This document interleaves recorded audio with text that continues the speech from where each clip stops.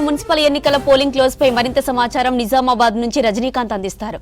రజనీకాంత్ చెప్పండి, నిజామాబాద్ లో మున్సిపల్ ఎన్నికల పోలింగ్ పూర్తయింది కదా, అప్డేట్స్ ఏంటి? ఎన్నికలు అయితే ముగిశాయి.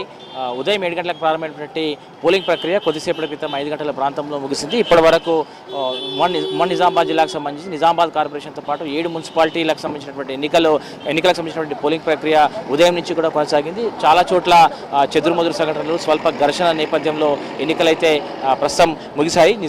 ఉమ్మడి నిజామాబాద్ జిల్లాకు సంబంధించి నిజామాబాద్ కార్పొరేషన్లో అతి స్వల్పమైనటువంటి పోలింగ్ శాతం నమోదమైంది.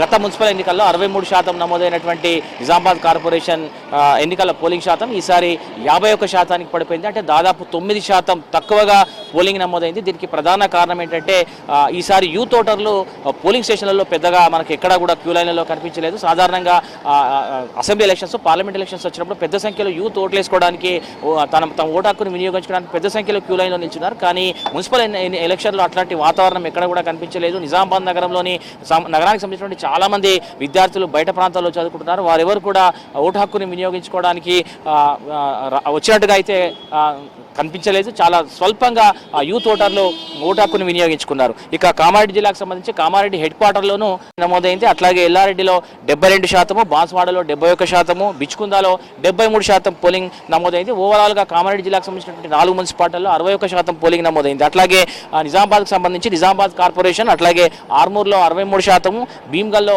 69%, బోధన్లో 68% పోలింగ్ నమోదైంది. మొత్తం మీద నిజామాబాద్ జిల్లాలోని ఒక కార్పొరేషన్ 3 మున్సిపాలిటీలకు సంబంధించి దాదాపు 56% పోలింగ్ మాత్రమే నమోదైంది. చాలా తక్కువ శాతం పోలింగ్ నమోదవడం కూడా కొంత అభ్యర్థులని కలవరపెడుతుంది. ఈ తక్కువ శాతం నమోదైనటువంటి ఓట్లు ఎవరి గెలుపోవటంలకు ప్రధాన కారణంగా మారతాయనేటువంటి ఒక చర్చ అయితే ప్రస్తుతం జరుగుతుంది. ఇక ఉమ్మడి నిజామాబాద్ జిల్లా వ్యాప్తంగా కూడా అటు భీమ్గల్, అట్లాగే బాన్స్వాడ, నిజామాబాద్ మున్సిపల్ కార్పొరేషన్ పరిధిలో, అట్లాగే ఎల్లారెడ్డిలో స్వల్ప ఘర్షణలు చోటు చేసుకున్నాయి. కామారెడ్డిలోనూ 1-2 చెదురుముదురు సంఘటనలు చోటు చేసుకున్నాయి. ప్రధానంగా నిజామాబాద్ కార్పొరేషన్ పరిధిలోని కోటగల్లి, మాలపల్లి, గూపన్పల్లి, అట్లాగే గోల్డెన్ జూబ్లీ స్కూల్స్ వద్ద ఏదైతే పోలింగ్ కేంద్రాలు ఉన్నాయో అక్కడ కొంత బీజేపీ కాంగ్రెస్ శ్రేణుల మధ్య స్వల్ప ఘర్షణలు జరిగాయి. పోలీసులు ఇరు వర్గాలను చెదరగొట్టి ఎన్నికలు ప్రశాంతంగా జరిగేలాగా చర్యలు తీసుకున్నారు. ఇక అట్లాగే నిజామాబాద్లో ఒక దొంగ వేయడానికి వచ్చినటువంటి ఒక యువతిని పోలీసులు అదుపులోకి తీసుకున్నారు. అట్లాగే బోధన్లోనూ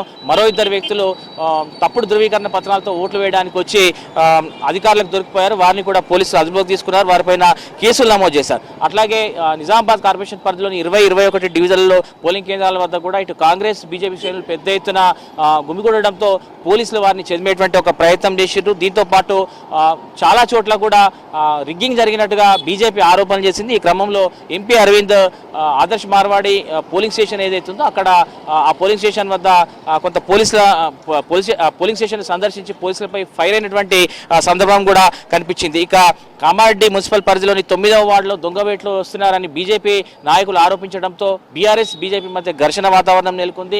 పోలీసులు అక్కడ కూడా ఇరు వర్గాలను చెదరగొట్టినటువంటి సంఘటన. అటు బాన్స్వాడలో ఒక కానిస్టేబుల్ ఒక వర్గానికి, ఒక రాజకీయ పార్టీకి అనుకూలంగా ఓట్లు వేయిస్తున్నారంటూ ప్రతిపక్షాలు ఆరోపించాయి. అక్కడ కూడా స్వల్ప ఘర్షణ చోటు చేసుకుంది. ఇక బీఆర్ఎస్ సంబంధించినటువంటి పోలింగ్ ఏజెంట్లను పోలింగ్ బూత్లోకి రానివ్వట్లేదంటూ ఎల్లారెడ్డిలో మాజీ ఎమ్మెల్యే సురేందర్ రోడ్డు పైన బైఠాయించారు. కొద్దిసేపు పోలీసులకు, బీఆర్ఎస్ కార్యకర్తలకు మధ్య వాగ్వాదం జరిగింది. చివరికి ఎన్నికలు ప్రశాంతంగా జరిగేలాగా పోలీసులు చర్యలు తీసుకున్నారు. సో ఉమ్మడి జిల్లా వ్యాప్తంగా కూడా చాలా చోట్ల స్వల్ప ఘర్షణలు జరిగినాయి.